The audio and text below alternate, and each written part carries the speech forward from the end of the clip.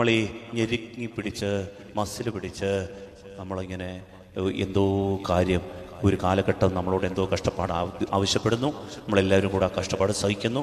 ചിലർ കുരിശുമല കയറുന്നു.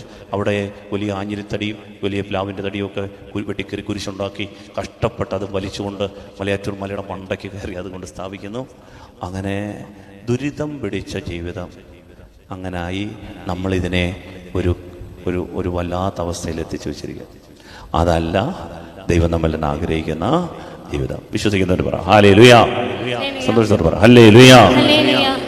രണ്ടാമത്, ഈ നോമ്പുകാലം നിഷ്ഠകളുടെ കാലമല്ല എന്ന് പറഞ്ഞാൽ അതിനകത്ത് നിഷ്ഠകളും അനുഷ്ഠാനങ്ങളും ഒക്കെ ഉണ്ട്. പ്രാർത്ഥനയുണ്ട്, ഉപവാസമുണ്ട്, അതിനകത്ത് നമുക്ക് ഈ പറഞ്ഞതുപോലെ കുരിശിൻ്റെ വഴിയൊക്കെ ഉണ്ട്.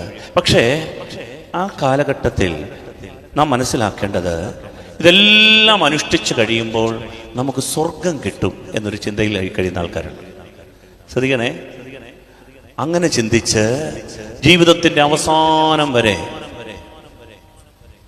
പ്രിയപ്പെട്ടവരെ നമ്മൾ നോമ്പെടുത്ത് ഉപവസിച്ച് പ്രാർത്ഥിച്ച് അച്ചട്ടായിട്ട് ഭക്ഷണത്തിൽ വർജന, പ്രാർത്ഥനയിൽ കൃത്യനിഷ്ഠ, ഉപവാസം, പള്ളിക്ക് കൊടുക്കേണ്ട കാര്യങ്ങൾ കൊടുത്ത് അങ്ങനെ എല്ലാം കൃത്യമായിട്ട് ചെയ്ത് നമ്മളിങ്ങനെ ഒരു വളരെ വളരെ അനുഷ്ഠാനം ചെയ്ത് ശ്രദ്ധിക്കണേ, നമ്മളങ്ങ് മരിച്ചു കഴിയുമ്പോൾ ഈ ചെയ്തതിനെല്ലാം ഫലമായിട്ട് സ്വർഗം കിട്ടുമെന്ന് കരുതി ജീവിക്കുന്ന ആളുകൾ. ശ്രദ്ധിക്കണം എൻ്റെ പ്രിയപ്പെട്ടവരെ, ഈ ആളുകൾക്ക് ഞാൻ പറഞ്ഞതുപോലെ അവരുടെ വേറൊരു ജീവിതമുണ്ട്.